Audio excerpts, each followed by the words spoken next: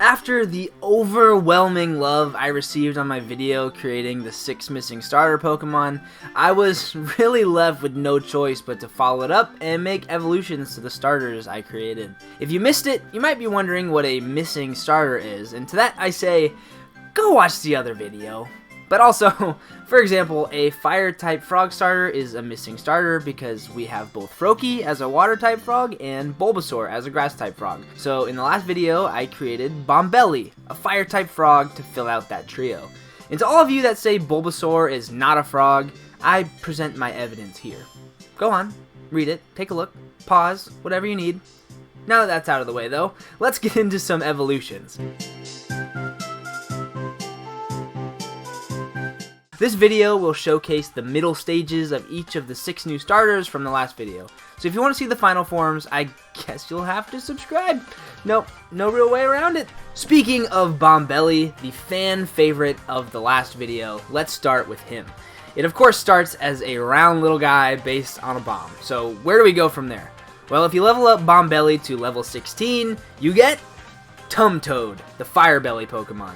It's a pure fire type, and the name comes from Tummy and Toad. Bombelli and this whole line are ultimately based on Fire Belly Toads, but Tum Toad's design takes on inspiration from the desert rain frog. When they are with other Tum Toad, or a kind trainer even, they are very jolly and loyal too. But anywhere else, they are timid and usually shy away from battle. I like a starter evolution to go through some character development and have some kind of theme. The final evolution will of course tie the theme together, but for now, I'll explain. Bombelli was a round boy, hence the belly in its name. But it really didn't give a shit about its belly. Now, evolved and kind of an awkward teenager though, Tum Toad is just a chubby little dude who's a little self-conscious about it. This is why Tum Toad's name has no fiery word in it, just tummy and toad. The fuse on Bombelli's head has metaphorically gone out, and the design showcases no open flames. I know it's kind of a sad evolution, but I promise the final evolution brings the story full circle. So I hope you look forward to that. The shiny form extends from Bombelli Shiny, which was based on the blue bombs from Zelda. So Tum Toad takes on a blue coloring and swaps the yellow and orange from its eyes and patterns. Bombelli and Tum Toad are actually redesigns of Pokemon I made 5 years ago, when I was a chubby teenager myself. So this line is really an expression of what I was feeling at the time, and is very nostalgic for me. I hope you can connect with it too. Let's go back now to the first Fakemon in the last video, Palili. Palili would be from the same region as Bombelli and is a grass-type alligator Pokemon based on the Chinese alligator and lily pad. From lily pad, I began thinking about rice paddies, which are fields used for growing rice. So with that in mind, evolve your Palili at level 14 and meet our new farming friend, Patagater the Paddy Pokemon. Patagater is a pure grass type, and the name comes from paddy, as in rice paddy, pad from lily pad, and alligator. Patagater have come mostly out of the water and spend most of their time on land. They spend much of their time cultivating fields, growing rice, herbs, and berries. They have grown a lily pad on their head to protect from the harsh sunlight. They return to the water after a long day's work to relax and cool off. Their wooden coverings make them look like floating logs in the ponds and lakes. This isn't as much for protection as it is for being able to relax without disturbances. They will proudly show off their crops by keeping one in their mouth. They'll gladly share their harvest with any person or Pokemon that asks. You can't take this Pokemon's jolly personality for granted though. If anyone tries to steal its crops or tramples its fields, it will use its powerful jaws and grass moves to attack. Its shiny transfers over from Palili's, taking on exaggerated colors of a real-life Chinese alligator. Being an anime and video game nerd, I've seen lots of things from Asian culture that I probably never would have known about otherwise. One thing that's intrigued me the most is the rice paddy field. I want to visit one someday, but don't quite have the funds for it at the moment, so instead I'd draw fake Pokemon that would live there if they were real. It ain't much, but it's honest work. To finish this starter trio, we have the water cat, Bubbly. Bubbly's based on a Chinese house cat known as the Dragon Li, and the idea was for it to play with bubbles like yarn balls. I don't really know what happened, but the bubble got way too big in the art that I made, so this evolution was made to remedy that. Once your Bubbly reaches level 18, it'll evolve. Once your Bubbly reaches level 18, it'll evolve into Bubbleline, the fishing Pokemon, and a pure water type. As I said, Bubbly's based on a house cat, so Bubbleline grows larger and becomes based on a wild cat known as the fishing cat. Fishing cats are known for being excellent hunters of fish, so it was great inspiration for a water-type cat. Though of course, since this is Pokemon, it takes the fishing more literal.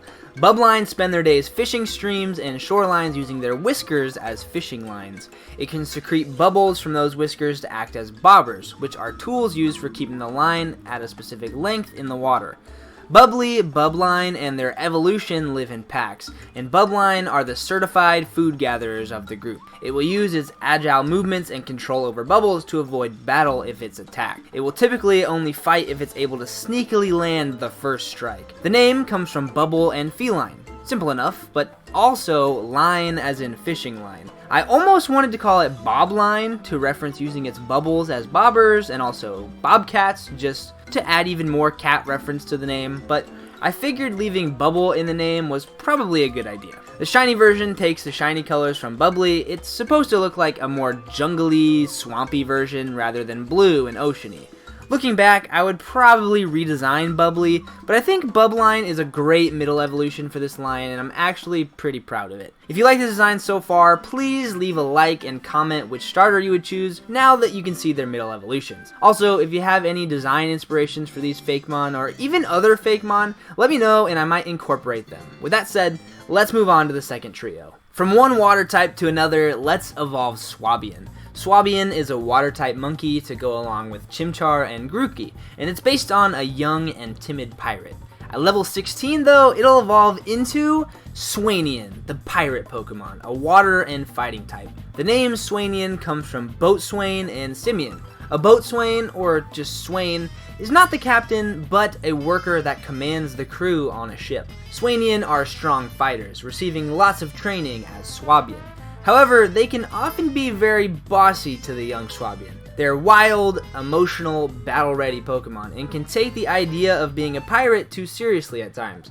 Their fur is darker than Swanian's and scruffy from fighting, and its tail has changed to appear like whitecaps on waves. Like Tum Toad, this evolution has a character arc in play that can only be shown off with the final evolution. But for now, just know that Swanian acts like a brute, even when fighting is not necessarily necessary. Particularly wild Swanian can be kicked off the crew if they cause too much trouble for their captain. For the shiny coloring, it takes on a dark purple for its fur, with slightly sunburnt coloring on the skin areas. I like Swanian. I think it gives off Gen 3 energy, where it's kind of simple, but not as simple as Gens 1 and 2. I hope you pirate lovers watching like it too. Next up is one that one of you awesome people actually helped me with, and that's with the evolution of Kamelt. Kamelt is based on the African spurred tortoise, with a shell of molten lava. At level 16, Kamelt will evolve into Glacier, the glass shell Pokemon, a pure fire type. The name comes from glass and sear. As sand blows into Kamelt's molten shell, it hardens and becomes glass, which allows for the evolution into Glacier. Unfortunately, I couldn't find the comment, but one of you guys suggested that I evolve it to have a shell made of Libyan desert glass, which is a yellow glass found near Libya and Egypt. So if you take a look at its back, you can see it's made out of just that.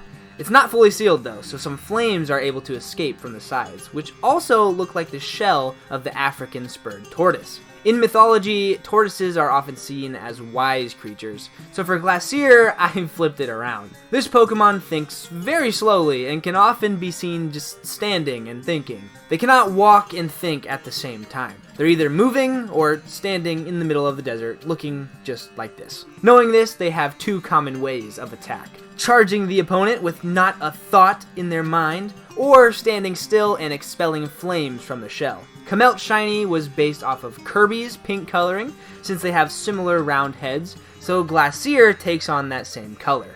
There is a secondary typing in store for this line, but I didn't feel like it was ready to receive it yet. I'll give you a hint though. There's a reason it spends so much time standing and thinking. Glacier is a little confused. Can it hear or maybe feel something inside its shell? Well, we'll just have to find out soon enough. Let's move on to the last Pokemon of the video. Finally, let's evolve Zora Leaf, my grass-type Zorilla, which kind of looks like a skunk. At level 16, Zora Leaf will evolve into Castripe, the striped Pokemon. It's a grass and poison type. Castripe spend their time eating poisonous beans and berries, which allowed it to gain the poison typing. It physically isn't the strongest, so it expels poisonous gases and oils from its leafy tail to weaken the opponent enough to deal a final blow. To supply this poisonous substance, they have to keep eating poisonous foods, otherwise they can run out. Castripe is based on the striped polecat, which is where the stripe in the name comes from. It's also based on the castor plant though, a plant used to make castor oil. Castor beans contain a toxin called ricin, which is very toxic to humans if eaten. This is where the tail shape comes from. It's based on the castor plant leaves, which are star-shaped with these red beans. The shiny version of Castripe takes on classic autumn colors like Zora Leaf had in the last video. Speaking of Zora Leaf in the last video, a lot of people said it was too similar to Sprigatito, which I do agree with, but just wasn't thinking about at the time. So for Castripe, I inverted the colors to create a darker Pokemon with light accents, rather than the other way around, and I think it fits because it's a poison type now anyway. I hope this helps it stand out more. Now that I've shown off all 6 starters though, which one's your favorite? Let me know and be sure to subscribe for the final evolutions. Thank you so much for watching, for all the nice comments and all the love you've given me. I really, really appreciate it. Mwah. Bye-bye.